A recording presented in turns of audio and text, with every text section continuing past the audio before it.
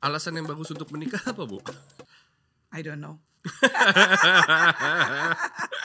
Tapi kalau alasannya karena saya cinta dengan dia dan dia cinta dengan saya, apa itu kurang kuat? Kurang. Oh ya? Yes. Menikah karena cinta. Iya. Nggak kuat banget. Kok nggak kuat sih, Bu? Ibu pernah bilang di 2 acara berbeda, semua rumah tangga tidak pernah sama, masing-masing unik. Ibu juga pernah bilang, dari generasi ke generasi, masalah rumah tangga tapi sama aja. I don't understand that gitu. Mereka unik tapi masalahnya sama aja. Masalah rumah tangga. Is being a parent for everyone, Bu? Pertanyaannya bagus. Bagaimana cara memperbaiki hubungan yang rapuh hingga menjadi utuh Dengan orang tua. dengan orang tua? You just say it kepada mereka. Is marriage for everyone?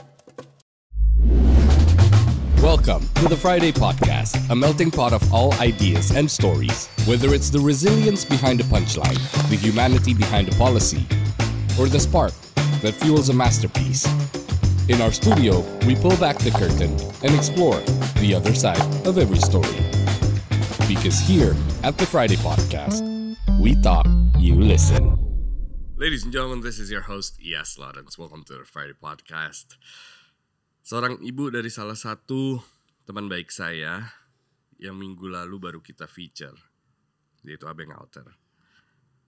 Seseorang yang berperan untuk banyak couples di luar sana, termasuk saya sendiri. Ibu Rani, apa kabar? Alhamdulillah, puji Tuhan. Alhamdulillah, Sampai puji hari Tuhan. ini masih sehat. Bu, do you know the funny story? What is it? When I came to you with my lovely, well, then Indira wasn't my wife yet. I didn't know bahwa Ibu Rani adalah ibunya Abeng. So the story was, itu kan ada di rumah ya, Bu. Dan aku ngeliat mobil Mercy tua yang sering dipakai Abeng. And I said to myself, this car looks familiar. There's plenty of that car. Gitu kan. Masuklah ke dalam, kita mulai berbicara di tengah-tengah konsol. I said to you, kamar mandinya di mana? You said inside. I went inside. And then I saw the picture. I was like, kill me now. Ada ibu, Surprisingly. ada Abeng, ada yang lain di satu foto. I'm like, no. Dan itu gak pernah aku bahas sampai akhirnya beberapa, I think few years after I went to Abeng, I said, you know what, I met your mom. Tapi saya ingat, Bu, seberapa skeptisnya saya terhadap pernikahan, seberapa skeptisnya saya terhadap consulting. And I believe I'm not the only one that is very skeptic in this industry dan di sebuah hubungan gitu. Sekarang ibu sudah menikah 43 tahun, 2 anak, 3 cucu, ratusan couples diajak bicara. How did it all start? Oke, well, pertanyaannya sangat mengakar. Ya, pertanyaannya sangat mengakar karena itu perjalanannya panjang, ya. Tapi pertama-tama terima kasih dulu ya. Terima kasih. Aku udah diundang ke sini dan perjalanan panjang juga sih bisa ketemu Iyas. Bukan melalui anak lagi. Oke. Oke. Perjalanan panjang kalau ditanya soal itu ya. Tapi sebetulnya apa yang membuat saya bekerja dalam bidang ini? Sebetulnya it started since I was very small. How small, Bu? Mungkin di bawah balita ya. Mungkin balita. Oh ya? Apa? What's the story? Well, mungkin ini harus sedikit membuka ya. Supaya juga membuka para orang tua. Pasangan-pasangan yang lain ya. Karena waktu saya masih balita, itu saya sering sekali melihat orang tua saya bertengkar. Oke. Kita mulai dari situ. Saya sering kali mendengar, saya nggak menyaksikan orang tua saya bertengkar, tapi saya mendengar suara. Dan merasa pasti kan? Pasti anak kecil. Saya sampai duduk di pintu, kan orang tua saya di dalam, saya sampai nggak bisa tidur saya. Dan itu terjadinya selalu malam dan saya nggak bisa tidur. Jadi saya keluar dari kamar karena saya dari kecil udah dibiasain tidur sendiri. Oke. Karena orang tua saya itu agak sedikit Belanda-Belandaan gitu ya. Jadi VOC. ya karena mereka kan memang pendidikan Belanda. Jadi saya nggak bisa tidur, terus saya keluar dari kamar, saya nguping, ngeliat bapak ibu saya kayak lagi berdebat gitu loh. Terus saya sampai pagi saya nggak bisa tidur dan saya nempel gini di luar, nempel di pintu kamar orang tua saya. Berarti perasaan cinta itu datang dari sebuah argumen bahkan. Jadi mencari kedamaian dari sebuah argumen. Iya. Anak satu-satunya Kak Bu? Enggak, adik saya 5. Adik 5. Tanggung jawab sebagai kakak. Menjelaskan perdebatan ke adik-adik itu seperti apa Bu? Enggak, saya gak pernah jelasin. Let them know by themselves. Wow. They experience as well, tapi mungkin experience-nya nggak sedalam saya karena saya anak paling tua. Biasa kan kalau suami istri itu kan kalau untuk anak pertama kan berarti anak pertama itu yang paling banyak mengikuti perkembangan pernikahan orang tuanya kan. Iya betul. Kalau anak kedua kan udah lebih pinter, anak ketiga lebih pinter lagi, anak keempat lebih pinter lagi. Yeah. Tapi kalau anak pertama kan they were there from the beginning ibaratnya iya, gitu ya. Saya mengikuti dan terus jadi saya mengikuti perkembangan pernikahan orang tua saya. Dan apakah seorang Ibu Rani kecil dulu punya rasa tanggung jawab untuk membenahi pertengkaran kedua orang tua? Sempat. Oke. Bahkan Mungkin mulai dari situ berarti Bu. Oke. Jadi bahkan itu saya kan juga melihat bagaimana pasangan tante saya, om saya, kan nggak cuma orang tua saya gitu. It's all about family gitu. Tapi family, kayak bilang ini kok sampai akhirnya saya baru mengerti yang namanya dysfunction family. It started ever since pasangan suami istri itu sendiri gitu. Well, I wouldn't say that I came from dysfunction family, tapi kalau itu nggak disadari, itu pasti akan terjadi juga pada keluarga-keluarga berikutnya, termasuk keluarga saya. Nah jadi tadi pertanyaan Iyas mengenai apakah ingin membenahi pernikahan orang tua saya gitu kan tadi pertanyaannya. Itu mengganggu saya sekali. Sampai akhirnya saya senang kenapa saya harus belajar psikologi, harus belajar filsafat, harus belajar spiritualitas. Itu terjawab oleh dosen saya sendiri. Apa jawabannya? Dia bilang, it's their problem, Rani. It's not your problem. Bu, that's it. It's their problem. It's not your problem. So my question is, kenapa masalah orang-orang sekarang jadi masalah ibu? It's not my problem as well. Wow. It's not my problem either. Tapi saya punya dedikasi. Aku punya panggilan. Karena saya berpikir ini pasti banyak sekali nih orang tua yang kayak gini. Pasti banyak sekali dysfunction family. Saya berpikirnya panjang. Apa yang terjadi dengan bangsa ini kalau pemimpin-pemimpinnya berasal dari keluarga yang dysfunction family. Let me try to recap this sebelum we move forward.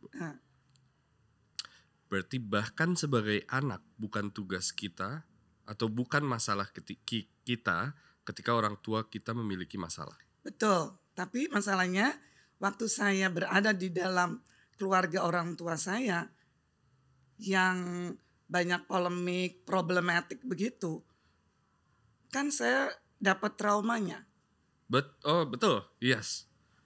Ya kan? Iya, betul. Saya nggak mau melanjutkan trauma ini pada anak-anak saya when I get married. How do you stop it? Oh, perjalanan panjang lagi. Paling tidak saya harus menyembuhkan diri saya dulu. Nah, ini dia nih. Jadi saya mau konsol.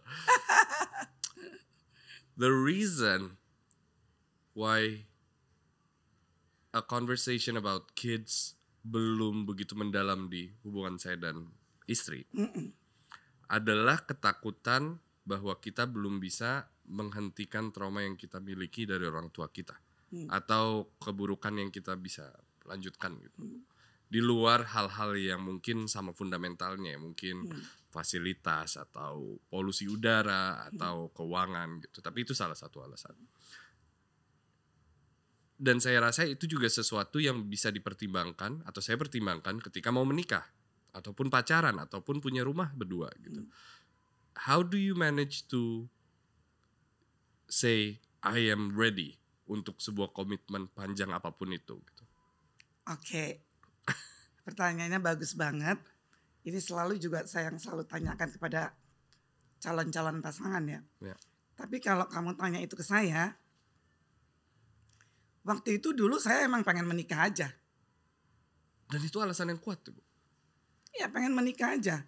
Because I already met someone that I admire, that I longing gitu. Kayak gitulah biasa tipikal anak muda gimana sih? Anak-anak remaja. Dan saya udah selesai sekolah. Terus waktu itu saya pingin cepat-cepat keluar dari rumah. Ngerti. Dan satu-satunya jalan cepat keluar dari rumah itu adalah menikah. Kalau untuk anak perempuan. Betul. Dan saya harus menikah dengan orang yang orang tua saya tahu, kenal, setuju. Karena dia nggak mungkin juga kan mengizinkan saya menikah kalau nggak dengan orang yang dia tahu, yang dia kenal, yang dia anggap baik gitu. Jadi saya udah paling tidak saya sudah mendapatkan seseorang yang orang tua saya kenal, baik, tahu bibit bobot bebetnya. Gitu. Jadi kalau ditanya are you ready? Enggak juga sih. Ya. Bahkan pada saat itu ibu belum ready. Saya nggak mau bilang saya ready apa enggak. Pokoknya saya mau menikah aja. Mau keluar dari rumah. Pengen cepet keluar dari rumah aja gitu. Ya. Dan harus banyak yang dibenerin berarti ketika menikah. Nah, kan waktu itu saya belum ngerti ya. Belum ngerti bagaimana menyembuhkan trauma. Belum kan sekolah aja baru selesai.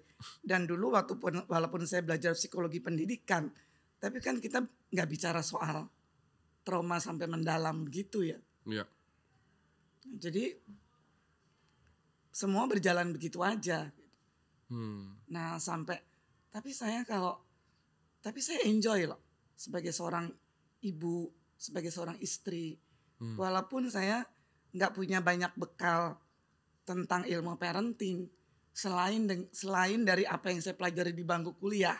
Ya, ngerti. Tapi itu kan teoritis banget ya. Iya. Bukan sesuatu yang bisa dirasakan ya. Teoritis banget. Tapi paling tidak, but at least saya punya bekal lah secara teori gitu. Jadi saya rasa ini semua dialami juga oleh ibu-ibu yang lain. Jadi yang namanya mendidik anak, menjalani rumah tangga itu learning by doing aja gitu. Gak akan pernah siap. Enggak. Tapi justru itu yang harusnya enggak demikian gitu. Harusnya kita siap. Iya. Paling tidak kita punya wawasannya. Iya. Cuman karena saya punya quest ya. Ada pertanyaan-pertanyaan dalam hati mengenai apakah rumah tangga itu harus berjalan begini aja gitu. Nah itu saya mulai mengalami semacam they call it life crisis or whatever lah ya. Tahun 94. Di mana saya mengalami apakah hidup saya begini-begini aja. Udah ada anak pertama? Udah. Udah anak pertama, udah anak kedua malah. Sorry, you weren't living here kan berarti waktu itu masih di sana kan berarti? Enggak, udah pulang. Udah pulang? Udah pulang. Jadi saya pertanyaan-pertanyaan apa saya mengalami krisis aja tahun 94. Jadi saya udah pulang sih dari Amerika kan, pulang dari Amerika tuh tahun 89 ya. Terus saya bekerja sebagai dosen. Terus tiap hari dari pagi saya ngedrop anak elementer sekolah SD, abeng masuk TK, tetehnya masuk SD gitu. Terus saya pergi ngajar gitu. Terus pulang jam 1, terus balik lagi ngurusin anak lagi, jemput anak-anak. Terus begitu tiap hari. Wah, menarik. Terus kok hidup saya begini-begini aja? Ya. Emang hidup saya dilahirin ke dunia nih hanya untuk begini aja gitu. Harusnya lebih dari ini. Menemukan jawabannya gimana, Bu? Nah, again ya itu tuh semua berjalan begitu aja. Terus saya pikir, saya baru percaya bahwa ketika kita sedang bertanya begitu mendalam, jawaban akan datang. Jadi saya bertanya, pertanyaan saya seperti tadi, apakah hidup saya begini-begini aja? Apakah harus ini aja yang saya jalani? Kayaknya boring banget ya. Terus saya ketemu seseorang, saya ceritalah sama dia. Nah kebetulan, saya tuh kan saya tuh orang yang senang berorganisasi. Dari kecil. Mungkin itu coping mechanism saya juga ya. Karena saya get bored gitu ya.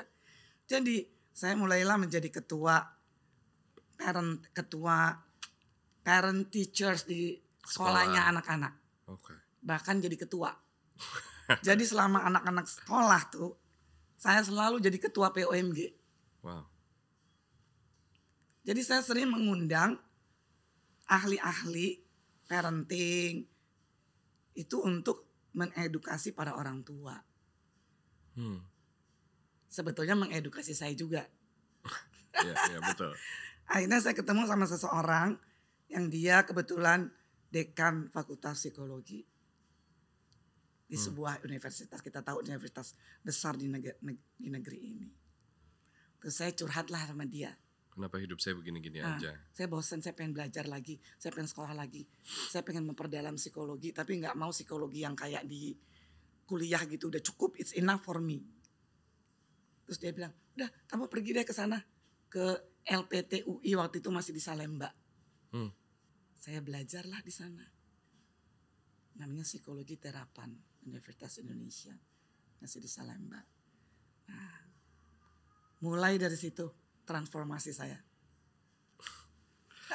Jawabannya di situ berarti, Bu, dari kegelisahan. Kegelisahan, ternyata ada kebutuhan-kebutuhan psikologi saya yang gak terpenuhi. Di masa lalu, di masa pengasuhan.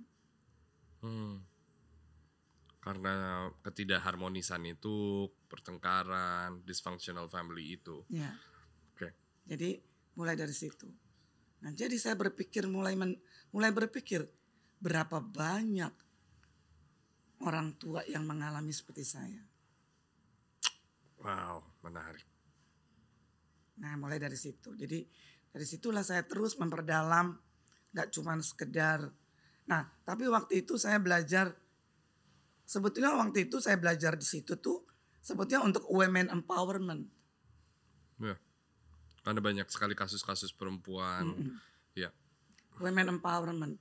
Terus setiap kali saya memberikan, kan itu memang kita dilatih untuk memberikan workshop sebagai untuk women empowerment tadi. Jadi waktu saya memberikan workshop, banyak sekali sharing-sharing dari peserta yang sama masalahnya dengan saya. Ya.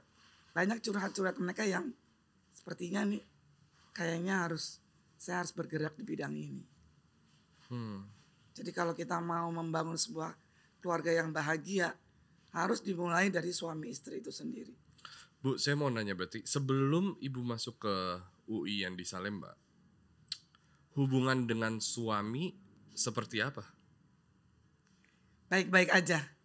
Oh oke, menarik. Tapi ya baik-baik aja tuh dalam arti kata kita menjalani aja sebagai kewajiban istri, kewajiban suami. Peran masing-masing ya oke. Peran masing-masing. Ya.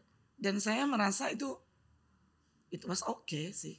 Oke, setelah sebagai orang tua ya. Iya, ya. Sebagai orang tua, sebagai suami menjalankan perannya sebagaimana yang diajarkan di dalam agama. Iya. Tapi diri sendiri merasa bahwa kok gue gini-gini aja ya. It's not enough. Oke. Setelah mempelajari, mendalami, hubungannya ada perubahan? Atau sama aja? Not until ada badai. This is interesting. Setelah 94 berarti ada badai lagi ya lebih besar? Oh, badai demi badai. Do you mind sharing the biggest one atau the toughest? Saya harus minta izin sama suami saya. Okay. How tough? Very tough. Dan ternyata saya baru merasa bahwa ternyata selama kita menjalankan tugas sebagai orang tua baik menurut saya ya. Menjalankan peran sebagai suami, sebagai istri baik juga. Yeah. Tapi not dalam rangka relationship sebagai perempuan dan laki-laki. Understand. Jadi kita sering kali lupa kita sedang menjalankan peran sebagai suami, sebagai istri. But basically kita lupa bahwa kita adalah seorang perempuan dan seorang laki-laki. Nah ini yang miss. Oh wow. Oke. Jadi saya ingin menyampaikan walaupun kita menjalankan peran sebagai orang tua dan sebagai suami dan istri, jangan lupa bahwa kita secara basic kita adalah perempuan dan laki-laki. Nah itu yang miss. Dan needs-nya berbeda. Beda. Ya. Beda banget. Kalau sebagai suami dan sebagai istri kan itu peran. Peran yang kita jalankan. Oke. Karena ada ikatan perkawinan. Apalagi sebagai orang tua. It's all about kewajiban. Ya enggak? Ya. Dan itu baik-baik aja, oke-oke aja. Jadi ketika kita menjalankan peran sebagai suami, sebagai istri, according to religion, tradisi law. budaya, menjalankan peran sebagai orang tua, it's okay. Tapi ada satu fase di mana we're lost. Karena lupa tentang diri sendiri. But this is the point. This is why it took me 9 years. Bahwa I remember telling you bahwa I believe marriage was a piece of paper. I remember telling you bahwa I'm very skeptic of it because I believe it's just a tradition. Tapi setelah itu, siapa yang merayakan kegelisahan kita? Siapa yang merayakan kebahagiaan kita gitu? Betul. Dan I remember after 9 years, I said I was ready. Indira pun merasa seperti itu. And we said to ourselves, even if we talk to Bu Rani after our 5th year, I don't think we will last this long. Karena kita belum ada self-awareness segitunya. Nah, saya mencoba menjelaskan gitu ke orang-orang gitu tentang self-awareness. Kalau menurut saya adalah akhirnya menjadi diri saya seutuhnya di depan pasangan saya gitu. Menurut saya seperti itu. Tapi saya rasa lebih kompleks daripada itu gitu. Can you explain cara menemukan self-awareness terhadap diri sendiri? Mempersiapkan diri sendiri untuk bisa bersama orang lain gitu. How do you explain that? Oke. Ini kan sebetulnya kaitannya dengan mengenal diri ya. Betul. Mengenal diri itu working on progress. Ya. Seumur hidup mengenal diri itu. Ya. Jadi jangan, saya udah mengenal diri, saya udah tahu hobi saya udah tahu passion saya udah tahu kelemahan saya udah tahu kelebihan saya udah tahu saya maunya apa. Itu tuh baru layer keberapa? Oh, interesting. Jadi mengenal diri tuh layer by layer unfold sampai kita nanti dipanggil Tuhan. We never know. Jadi jangan menganggap saya sudah mengenal diri gitu. Berarti kamu stop. Oke. Cause people tuh selalu berada dalam spektrum perubahan yang dinamis. But at least, nah ini yang saya selalu berikan ketika saya memberikan bimbingan. Paling tidak kita tahu apa sih kebutuhan-kebutuhan psikologis kita yang gak terpenuhi. Menemukannya gimana, Bu? di masa lalu. Nah, itu ada assessment-nya sebetulnya Oke. di dalam clinical workshop ya. Nah, seperti misalnya ya sedikit aja, misalnya coba sebutkan sisi negatif ibu kamu yang kamu kenal. Kualitas-kualitas negatif ibu kamu yang kamu kenal. Juga bapak kamu misalnya. Pengalaman-pengalaman apa yang kamu merasa itu membuat kamu nggak nyaman di usia-usia sekian. Baik dengan ibu kamu dan dengan ayah kamu. Terus maju, terus lebih dalam lagi. Peristiwa apa yang membuat kamu sampai hari ini masih ingat? Baik negatifnya maupun positifnya. Jadi saya ajak mereka refleksi. Ya. Itu ada kontemplasi, ada refleksi, ada self-talk. Mungkin nggak bisa disamaratakan bagaimana seseorang tumbuh di negara ini, Bu. Tapi banyak kesamaan, saya yakin. Contoh karena dengan udaranya, dengan banyak indoor lah, atau mungkin sore keluar, maghrib pulang, itu kan kebiasaan-kebiasaan membesarkan anak di Indonesia pada at least di zaman saya gitu. Adakah benang merahnya atau kesamaan di antara permasalahan yang Ibu lihat, oh ini permasalahan Indonesia banget nih gitu. Ada, Bu? Ada sih, tapi secara basic kebutuhan manusia tuh sama aja dari negara ke negara, culture manapun, dan juga suku manapun, bangsa manapun, agama manapun. What is it? Setiap orang tuh membutuhkan paling tidak merasa dicintai, merasa dihargai, merasa berarti, merasa aman, dan merasa dipahami. Jadi merasa dicintai, merasa dihargai, merasa dipahami, merasa berarti, dan merasa aman. Itu aja 5 dulu deh. Dapat nggak waktu masih kecil? Apapun agamanya, apapun bangsanya. Ya.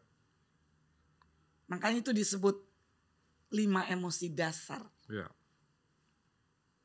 Karena saya belajarnya juga dari dosen saya orang Amerika. Jadi if you ask ada nggak di Indonesia gitu, ya tentu aja kita punya culture yang berbeda dengan orang Amerika, dengan orang Eropa. Tapi when it comes to psychologically unmet, itu I would say it's all the same. Ya. Di salah satu kelas ibu membuka dengan kapan kalian pertama kali merasakan dicintai gitu. Ada rasa kesulitan menjawab, saya yakin untuk banyak orang, karena tidak tahu bahwa itu saya dicintai nggak ya gitu. Jadi untuk mengenal rasa dicintai itu apa, Bu? Karena saya yakin bukan saya doang yang besar nggak dipeluk gitu, ngerti ya? Ada that tough love gitu. Apakah ketika saya disuruh ke kamar baca buku, merangkum semua itu, apakah itu cinta gitu? Atau apakah ketika kita ke taman safari diangkat di atas, ngelihat binatang, apakah itu cinta gitu? I can't tell whether it's love gitu, karena I'm too young to understand that meaning gitu. So how can we find that love di umur yang sangat kecil, Bu? Anak-anak pasti tahu. Oh ya? Karena hanya dia nggak bisa mengucapkannya secara verbal atau secara eksplisit. Anak-anak pasti tahu dan merasakan. Karena love itu sendiri sudah ada di dalam diri setiap orang. It's given. Bahkan saya mau bilang it's a gift. Ya. Ada. Jadi nggak mungkin dia nggak tahu dan nggak merasakan. Cuman masalahnya sekarang itu divalidasi enggak oleh orang tua. Ada satu momen saya berkaca-kaca ketika acara Abeng kemarin. which was really fun ya Bu. It was really fun. It was Okay. lots of dancing. Tapi ketika ibu ngeluar, saya manggil Bu Rani untuk ke atas, manggil speech gitu. Pertanyaan saya kalau nggak salah, simple, bagaimana rasanya menjadi ibu dari Abeng Alter gitu. And everybody was silent when you said this, Bu. Saya berterima kasih kepada anak saya, karena jarang ada orang tua yang bilang terima kasih, but you saved my life. Aku pengen nangis nih. Kenapa saya nggak pernah kebayang seorang orang tua bisa berterima kasih kepada anaknya gitu loh Bu. How do you get to that level? Aku merasa aku berterima kasih sama anak-anakku ya. Karena pada saat itu Abeng yang ulang tahun, jadi aku bilang berterima kasih sama Abeng. Tapi aku berterima kasih banget sama anak-anakku. Karena mereka yang membuat aku jadi sadar bahwa aku adalah seorang ibu, bahkan aku seorang perempuan gitu. They are my teachers. Jadi saya baru menyadari bahwa ketika saya minta dapat anak dari orang tua saya, dari Tuhan katakan demikian ya. Aku rasa semua orang tua kalau mereka pengen punya anak, mereka pasti minta sama Tuhan pengen punya anak gitu. Yeah. Kita nggak menyadari bahwa ketika kita minta dikasih anak, sebetulnya kita tuh minta guru. Ya enggak? Ya, untuk mengenal diri sendiri ya Bu. Untuk mengenal diri dan untuk menjalankan tugas sebagai orang tua itu juga. Emang ada ya di dunia ini sekolah untuk menjadi orang tua? Kan nggak ada. Kita tuh mau jadi dokter ada sekolahnya. Mau jadi insinyur ada sekolahnya. Mau jadi bisnismen yang sukses ada sekolahnya. Sedangkan ini Ada nggak sekolah untuk menjadi orang tua? sedangkan ini pekerjaan paling sulit di dunia. Yes. Nggak ada. Jadi orang tua tuh nggak menyadari bahwa ketika dia minta dikasih anak, mereka tuh siap nggak sih jadi orang tua, pengen punya anak. Emang punya anak itu hanya sekedar bikin terus melahirkan, terus kasih makan, kasih sekolah gitu kan enggak. Kan kita harus mendidik dan harus bertanggung jawab dalam pengasuhan. Terus siapa yang mau ngajarin kita gitu? Apakah kita hanya mengikuti bagaimana orang tua kita mendidik kita? Buat saya sih enggak lah. Karena kan enggak ada orang tua yang perfect. Ya. Nah, jadi pasti kita diajarin oleh anak kita itu sendiri gitu loh. Mau nggak mau learning by doing. Ngajarin anak begini-begini itu ya. Semua tuh dari anak itu sendiri itu. Jadi antara anak dan orang tua tuh kayak ada hubungan yang reciprocal. Secara metafisik. Jadi ada teachers behind teachers. So teachers beyond teachers. Ya. Yang dibawa oleh anak saya. Yang untuk ngajarin saya gitu. Ya. Cuman masalahnya ini kan orang tua sadar nggak sih? Nah, oke. Bagaimana menyadarkan Kadang orang tua nggak sadar. Nah, itu dia Bu. Gimana cara merendahkan hati orang tua untuk menyadari bahwa saya tuh belajar banyak dari anak saya gitu. Proses sekali lagi. Nggak gampang.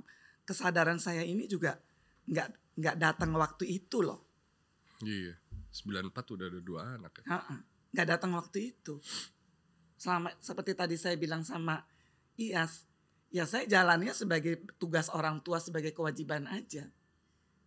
Dan saya yakin semua orang tua juga seperti itu. Nah, justru ketika saya sudah menyadari hal ini, alangkah baiknya kalau ini di pass on ke orang-orang tua yang mau menjadi orang tua. Jadi mereka jauh lebih mulainya lebih dini. Yeah. Jangan telat kayak saya gini loh, gitu maksud saya. Hey guys, sorry for interrupting the podcast. We have a special announcement. Kita sedang berkolaborasi dengan Avalanche, sebuah brand parfum, dan kita membuat 2 varian. Ada the host dan juga the interview room. Both smells really good, dan it represents the podcast itself. If you're a fan and if you're a friend, jangan lupa langsung beli. Link in the description. Now, let's get back to the podcast. Thank you. Is being a parent for everyone, Bu? Pertanyaannya bagus. parents yang gimana dulu. Maksud saya gini, biological parents atau parents secara ideologis ada juga kan. Jadi parents itu gak usah harus biological. Bisa juga orang tua secara ideologis, sosiologis. Ya enggak? Ya. Kalau kita gak mau punya anak secara biologis, ya kita bisa menjadi orang tua ideologis. Apakah itu untuk semua orang? Tidak. Aku rasa gak semua orang ya. Tergantung panggilannya. Tapi kan yang namanya orang tua di sini kan juga ada yang peran sebagai orang tua kan bisa berlaku untuk semua dari kita yang punya tanggung jawab keberlangsungan bumi ini, dunia ini. Ya. Gitu loh. Karena banyak orang tua di sana yang gak punya anak, tapi mereka punya anak asuh banyak banget. Ya. Apa yang membuat mereka terpanggil? Karena ada dedikasi dalam dirinya. Cinta tadi ya Bu? Ya, kita ini semua kan udah dikasih. Ada cinta dalam diri kita. Terus mau kita kemanakan cinta ini? Ya enggak. Dan juga enggak harus selalu kepada anak. Saya pernah ya, saya tanya sama pasangan gitu. Kan saya selalu tanya, so are you married or are you just friends? Kalau couple datang gitu. Oh we are married. Oke, so apakah kamu masih berdua, hanya berdua, atau ada buah hati? Saya nggak nanya kamu udah punya anak apa belum. Aku nggak nanya gitu. Jadi apakah udah ada buah hati atau udah ada buntut? Kita nggak punya anak, tapi kita punya dogs, punya pets. Mereka bilang gitu. Ya itulah anak-anak kalian. Ya. Saya bilang begitu. Oh gitu ya Bu. Iya itulah anak-anak kalian. Oh saya baru kali ini ada orang yang bilang kayak gitu. Memvalidasikan itu ya. Yeah. Ya itulah anak-anak kalian. Nah kepada mereka lah kalian menuangkan cinta kalian. Yeah. Nggak ada pet, nggak ada dogs. Kamu bisa punya garden. Menuangkan cinta punya ke situ. tanaman. Iya. Yeah. Karena mubazir loh kita udah dikasih cinta. Tapi nggak kita berikan lagi. Ya enggak. Yeah. Ada giving. So we give that love yang ada dalam diri kita. Sehingga kita juga Receive. So giving and receiving love. Wow. Tapi bukan love yang last. Oh ya. Banyak yang translate itu menjadi lust. So this is what we call divine love. Bu, before we get to relationship. Aku mau minum dulu boleh nggak? Silakan dong. Karena suaraku udah mulai serak. Sebelum kita ngomongin tentang hubungan atau pernikahan, and lust and divorce, perpisahan and so on, I want to talk about mumpung kita masih bicara tentang hubungan orang tua dan anak. Beruntung ketika ibu menyadari bahwa ini ada sesuatu yang janggal, ada sesuatu yang perlu saya perbaiki, itu dilaksanakan dan dibicarakan gitu. Banyak mungkin yang seumuran saya yang sudah pisah dari rumah gitu, tapi hubungan dengan orang tua masih terasa dingin. Masih terasa bahwa I wish I could have done this dulu. Dan begitu pula mereka pasti mengeluarkan kata-kata gitu. I wish. Orang tuanya masih ada, anaknya masih ada, bertemu sekedar formalitas. Bagaimana cara memperbaiki hubungan yang rapuh hingga menjadi utuh? Dengan orang tua. Dengan orang tua. Di umur yang sudah mature. Kembali lagi, mereka kan juga butuh merasa disayang, merasa dihargai, merasa berarti. You just say it kepada mereka. Aku waktu bapakku sakit, yang aku merasa menyesal aku nggak bertemu sama ibuku waktu dia meninggal, karena dia meninggal tuh mendadak jatuh di kamar mandi. So sorry. Tapi aku inget banget di seminggu sebelum dia meninggal itu aku mijitin dia gitu. Karena dia kan sering mungkin ada kolesterol jadi sering pegel di sini. Terus aku pijitin gitu. Satu hal yang aku nggak pernah lakukan sebelumnya. Jadi aku pijitin di belakang. Terus dia bilang gini. Aku manggilnya kan Mamim ya. Mamim sedang deh kalau Rani kesini. Ada yang mijitin Mamim. That moment I feel loved. Cuman dengan kata-kata itu aja loh. Aku gak ngomong apa-apa sama dia. Aku langsung mijitin aja. Gak tahu kenapa ada intuisi yang menggiringku untuk mijitin gitu. Ketika aku mijitin, terus tiba-tiba dia ngomong gitu.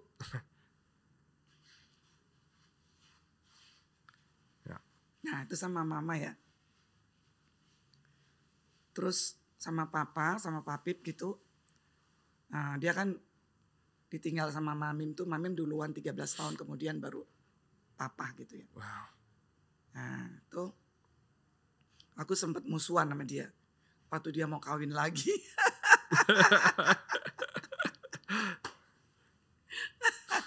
Gak cuman aku yang musuhin dia, adik-adikku juga. Ya adik-adikku musuhin karena aku musuhin kali. Jadi aku kesel banget. Tapi lama-lama aku ngerti ya bahwa ya papaku tuh kan juga manusia biasa. Ya.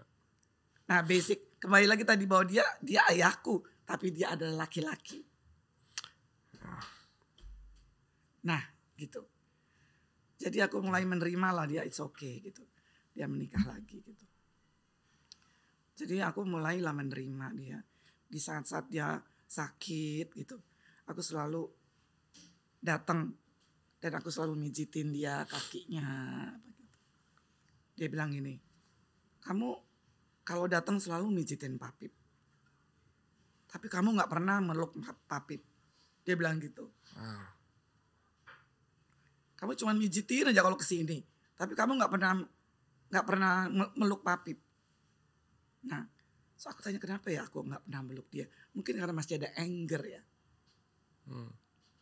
Jadi aku dengan berusaha, aku khawatir. Aku kapan lagi gitu meluk dia.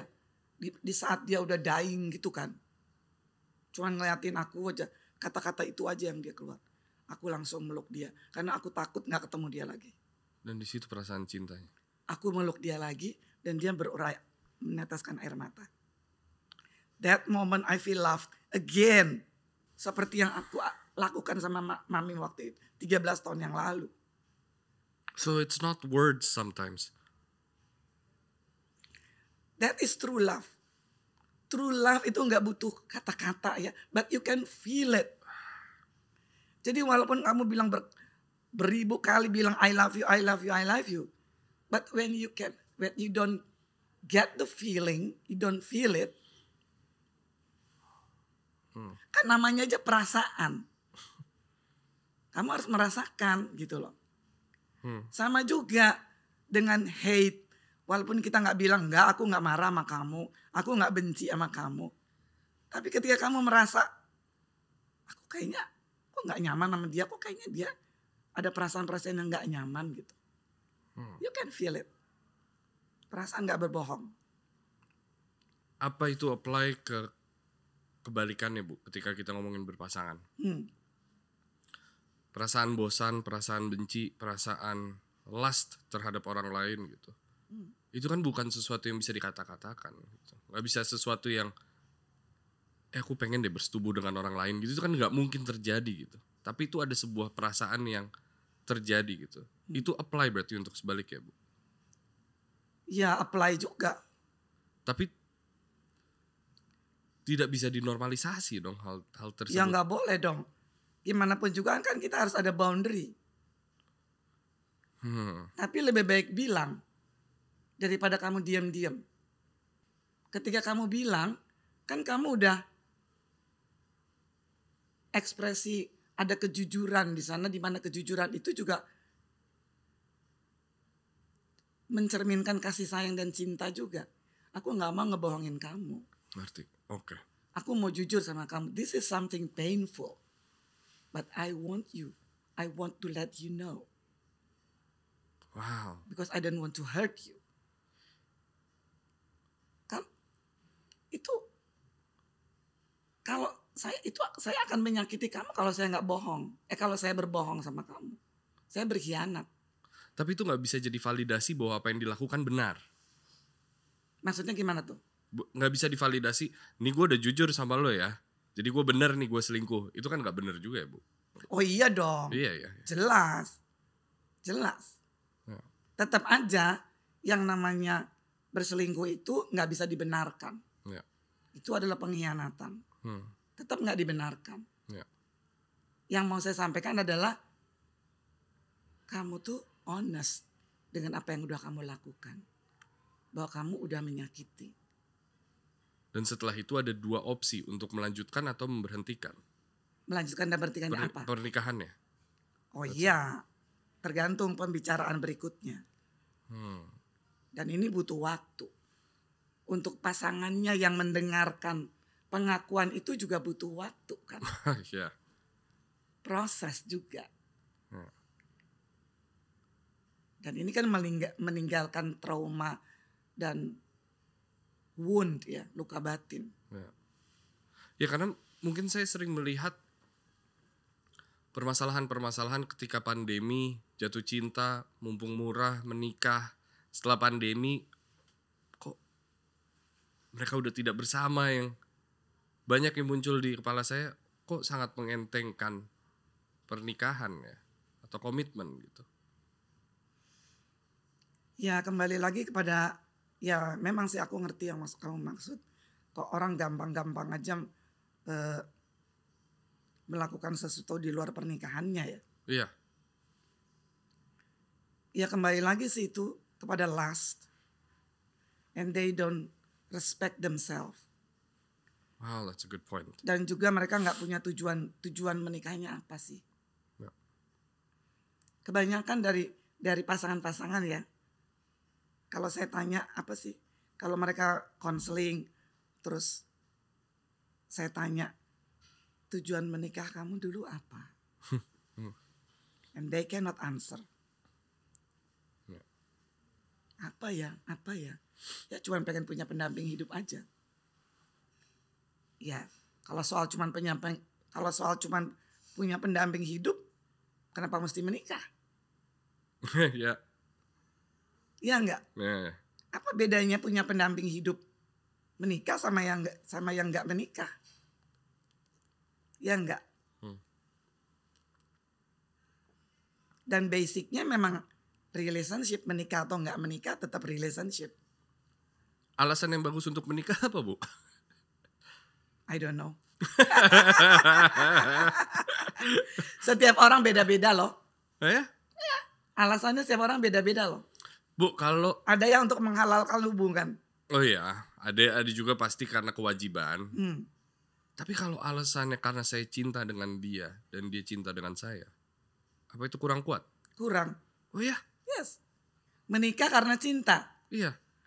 Nggak kuat banget. Kok nggak kuat sih, Bu? Karena cinta bukan modal satu-satunya untuk menjalani pernikahan. Cinta manusia itu sangat terbatas. Ada limitnya, ada expiration date-nya kayak makanan itu loh. Iya, nggak cukup. Cinta nggak cukup. Love is not enough untuk pernikahan yang. Tapi kembali lagi ya, kamu mau menikah tuh untuk, kembali lagi tujuannya mau menikah untuk apa? Tapi kebanyakan orang tuh bilang, ya kita mau menikah seumur hidup. Sampai hanya kematian yang memisahkan kita. Kan ideal banget ya. Ya bagus kalau mau begitu. Tapi kamu tahu gak sih modalnya? Untuk menjalani itu. Untuk menjalani pernikahan sampai seumur hidup gitu. Ada gak modalnya? Dan cinta bukan modal satu-satunya. Ya, setuju. Sejak kapan, Bu, menikah itu menjadi pengikat yang fundamental? Sejak kapan? Kamu bertanya mengenai waktu? sejarah ataupun nggak tahu. Saya ngerasa ya oke, saya nggak tahu betul atau tidak bahwa manusia itu diciptakan berpasangan kan. Ya. Iya, memang diciptakan berpasangan laki-laki dan perempuan. Ya. Tetapi sejak kapan bahwa menikah tuh menjadi, apalagi di negara ini gitu, menjadi sesuatu yang harus sih, wajib sih loh gitu. Karena saya nggak melihat itu di Amerika gitu, di Inggris gitu.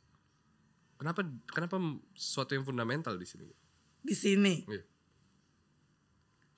Ya. Saya pikir pernikahan sesuatu yang fundamental cuma di Indonesia. Ternyata enggak juga tuh. Pasangan-pasangan di negara lain yang katakanlah mereka religius, mereka tetap juga bahwa pernikahan itu sesuatu yang fundamental. Kalau saya pelajari orang-orang yang mempertahankan pernikahannya, mereka orang-orang yang religius. Tapi saya nggak mau bicara soal sesuatu yang pernikahan itu sesuatu yang nggak mau ke situ ya. Iya, coba kita abaikan itu dulu. Saya mau bilang gini, pernikahan sebagai sebuah institusi.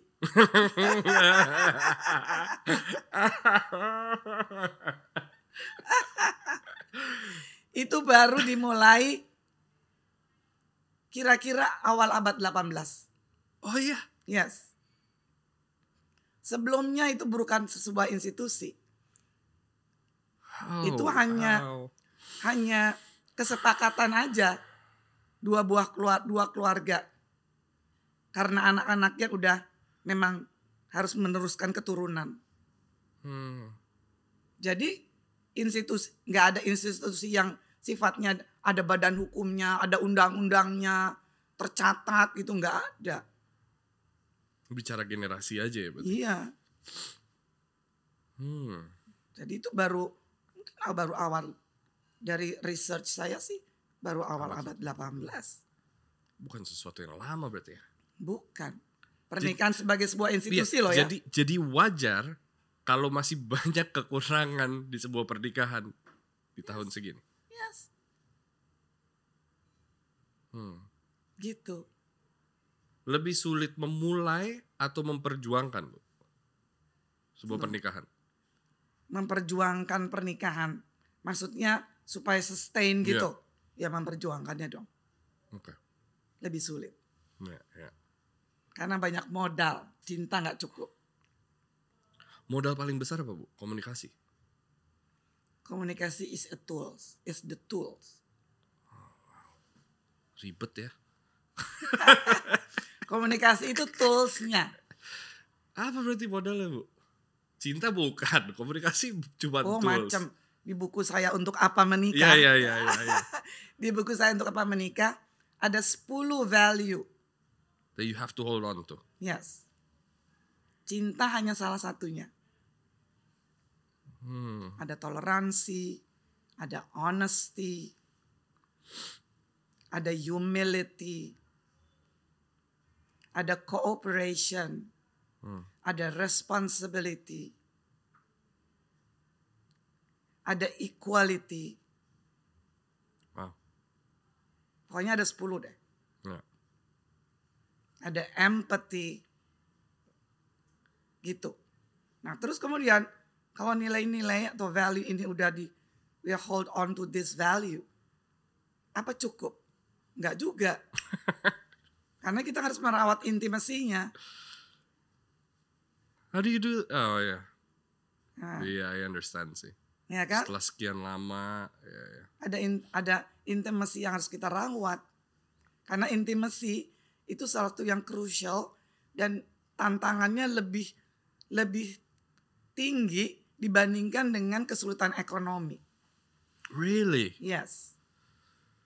Karena ekonomi masih bisa cari berdua. Ya.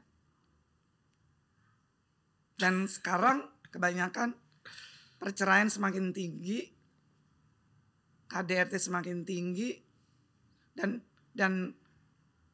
pertengkaran itu semakin parah dan semakin buruk ketika udah terjadi perselingkuhan. So I would say perselingkuhan itu pendorong yang terkuat untuk merusak Perpisahan. rumah tangga. The reason why I asked that mengawali atau memperjuangkan adalah karena ibu menulis 2 buku, yaitu untuk apa menikah dan untuk apa bertahan. Bertahan itu adalah buku kedua. Saya kira cukup gitu, antara mulai atau bertahan. Nah ini mau ada yang ketiga, Bu. Ada. Untuk apa? Insya Allah. Untuk apa? Doain ya, semoga. Apa, Bu? Untuk apa titik-titik dulu dong. Belum dikasih tahu. Karena saya penasaran. Nikah, memperjuangkan. Terus amit-amit masa untuk apa cerai kan? Untuk apa menikah, untuk apa bertahan, untuk apa lagi. Itu saya penasaran sih. Itu saya penasaran. Bu, Ditunggu ya tanggal mainnya ya. kapan sih, Bu? Belum tahu. Insya Allah sekarang on the way. Oke. Lagi finalisasi minggu ini. Oke. Juli mau diedit Oke. sama publishernya. Kemudian aku ingin mengambil momen ulang tahunku untuk meluncing buku ini. Aku MC-nya ya, Bu. Jadi gak ibu gak anak saya juga. Betul ya. nih. Iya, janji. Oke. Oke. ready. Sip ya. Aku lock tepat ya. nih, catat. Lock, catat ya, catat. Kapan ibu membelah peran sebagai praktisi dan juga sebagai ibu? Let's say gini. Siapa ya? Teteh deh. Bawa Ruben ke rumah gitu. Dulu. Nah ini kan harus membelah peran untuk membedah mereka dan juga menjadi sebagai ibu gitu. Gimana caranya, Bu, waktu itu? Atau Andra sama Abeng gitu? Buatku nggak ada pemisahan antara aku sebagai ibu dan sebagai counselor when it comes to educating. Oh wow, interesting. Yes. So who are you when you're educating? Guru?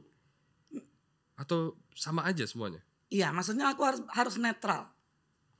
Oh, nggak bisa ngambil peran. Nggak bisa. Kalau aku berperan sebagai seorang ibu, aku akan membela dan aku akan memihak. Dan aku akan bicara ini benar, aku akan berbicara ini salah, ini betul gitu. Tapi aku harus netral dalam hal ini. Sama kayak aku lagi konseling aja.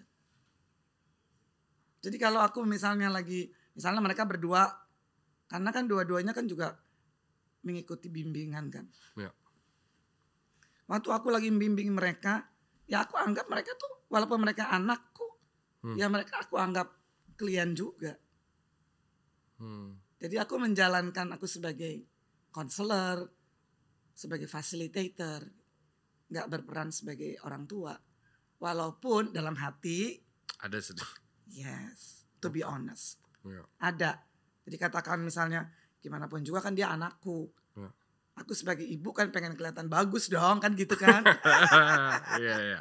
Tapi itu aku berusaha untuk menyingkirkan itulah. Tetap. Karena bagaimanapun juga mantuku ini kan anakku juga. Dan dia punya peran loh. Punya peran untuk mengisi kualitas anakku yang dia gak dapat dari aku. Aku ingat banget ibu ngomong gitu. Itu you thanked Andra telah mengisi sesuatu yang ibu gak bisa kasih ke Abeng. Semua diem. Ada berapa yang nangis. Kayak kok bisa ya seorang ibu ngomong kayak gitu ya. Yes. Saya berterima kasih banget nih sama Andra, sama Ruben. Karena banyak sekali yang aku gak lakukan. Ya, misalnya Ruben itu kan adventurer banget gitu. Iya, terlalu. Dia mau mencoba segala macam gitu. Dan itu yang dibutuhkan karena dia tuh seperti itu. Tapi dia gak dapat dari kita. Karena situasinya gak memungkinkan gitu, waktu itu. Jadi saya terima kasih banyak pada Ruben.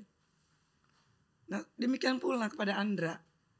Ada hal-hal yang saya nggak ajarin Abeng, misalnya bagaimana mengelola keuangan, ya bagaimana menata finance gitu ya.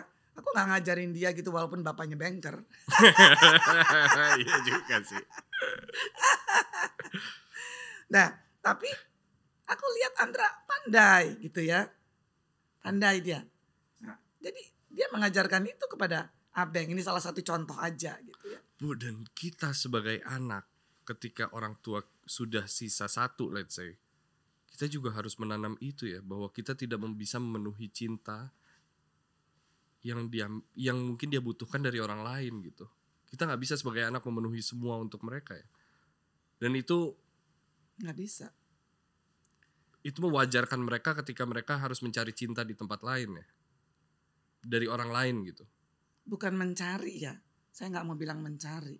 Oh, Nggak ada, there is no such a thing. finding love. Finding love or seeking love. Because love is already there.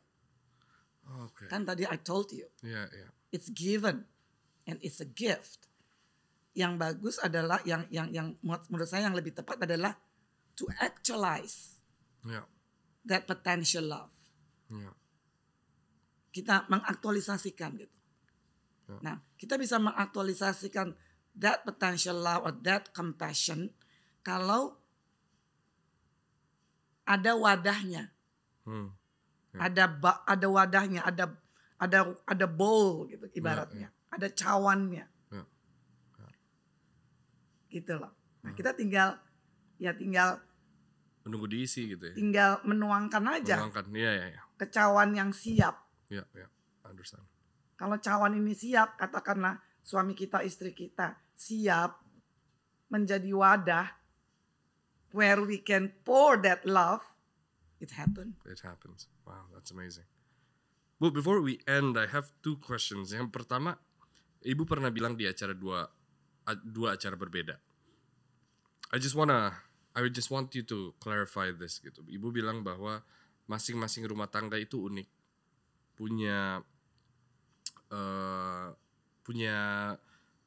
Ibu pernah bilang di 2 acara berbeda, semua rumah tangga tidak pernah sama, masing-masing unik.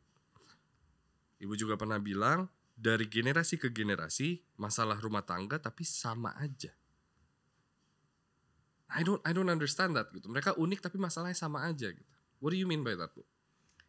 Masalah rumah tangga as a whole atau basically juga itu sama aja dari generasi ke generasi. Masalah perbedaan lifestyle, perbedaan value, norma-norma yang dia bawa dari orang tuanya, perbedaan belief system, kebiasaan-kebiasaan. Itu dari generasi ke generasi. Maksudnya itu. Oke. Tapi derivasinya apa, ekspresinya apa kan beda-beda setiap orang. Tapi it's all about value. Yeah. Di mana value itu meliputi belief system, Got it. lifestyle, Got it. gitu loh. Dan Tradisi, culture. itu harus dibahas sebelum menikah. Diawali sebelum menikah. Gimana? Diawali sebelum menikah pembicaraan. Oh iya, oke. Iya. Tapi ini sesuatu yang ongoing terus belajar. menjadi bahan pembicaraan.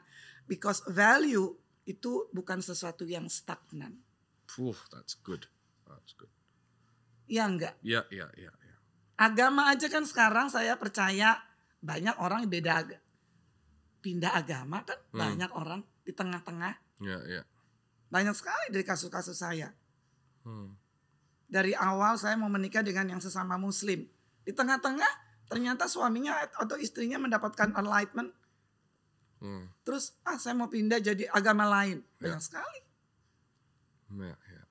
Tapi pentingnya diawali obrolannya ketika mau menikah. Yes, diawali. Nah itu baru satu. Yang pertama, about values. Yang kedua adalah masalah ekonomi. Apakah ekonomi kita selalu lancar? Enggak kan? Ya, enggak. Kemarin COVID aja kan, yang paling tough itu kan masalah ekonomi. Ya. Apakah kita ada keterbukaan dalam mengelola keuangannya? Apa kita ada keterbukaan untuk merencanakan keuangan kita ke depan? Gimana pun juga kan kita tetap harus memperhitungkan itu. Ada nggak keterbukaan? Ya. Belum lagi kalau kita sandwich generation. That's right. Ya. Dan dalam hal ini banyak orang tua yang intervensi. I'm sorry to say. Sampai hari ini. Even generasi Z. Wow, akhirnya ada orang tua yang berbicara. Yes. Wow. Gitu. Dan masih banyak juga orang tua yang mengatakan anak harus balas budi pada orang tuanya. Anak adalah investasi buat orang tua di hari tua ketika dia sudah pensiun. Gak bener. And I don't agree with this. I'm sorry. No, please don't say sorry. Because I believe that you're correct. Dan itu menjadi salah satu hal. Sorry buat orang-orang yang Oh iya, itu. I agree. Karena ini juga salah satu hal yang saya bilang ke istri gitu. Ketika kita punya anak nanti, they didn't ask to be born. Yes. That's because karena itu cinta saya menyekolahkan dia, memikirkan masa depan dia. It's because I love them. Seandainya kalau mereka misalnya mau memberikan sesuatu pada saya, ya itu komplimen aja. Dan juga itu karena mereka juga mencintai saya gitu. Bukan kewajiban gitu loh. Tapi kan kita dilahirkan di negara yang gak enakan, Bu. Pakai wuh. Bu, my last question. Oh, yang terakhir belum. Silakan yang terakhir. Yang terakhir adalah intimacy. Value, economy, and intimacy. And intimacy. Kehangatan. Perlu dirawat kehangatan itu. Dan dari 3 itu semua, intimacy yang paling crucial. Wow. How do you maintain intimacy? Sekarang pilates, panggil personal trainer ke rumah, dansa, dengerin musik tiap malam minggu, ngobrol dari hati ke hati tentang kasus-kasus yang tiap hari aku hadepin. And then dia bilang gini, sounds familiar. Can't wait to play golf with him. Okay, Bu. I asked you whether being a parent is for everyone. Now I want to ask you dari sekian banyak couples yang sudah diajak bicara, including yourself, your daughter, your son. Is marriage for everyone? No.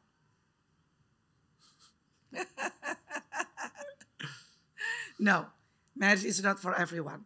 Because marriage is a choice. Pilihan hidup. It's an option, I would say. Dalam hidup itu banyak pilihan. Menikah itu salah satunya. But once you choose that way, you got responsible for that. Bu Rani, thank you so much for your time. It's a pleasure to have My you here. pleasure. No, I'm so happy to be here. I'm so happy as well. Terima kasih. Thank you for all your service untuk semua orang di luar sana, for mine, and thank you. I think I've never thanked you enough for this one thing, yaitu sudah membesarkan 2 teman yang sangat berarti buat saya gitu. One of my best friend, Abeng. Thank you because he's such a brilliant guy and I know where it came from. Terima kasih banyak ya, Bu. Kalau gitu saya Yes Lawrence. Rani Anggreni Dewi. Thank you so much. Thank you. And I'll see you guys next week. Bye-bye.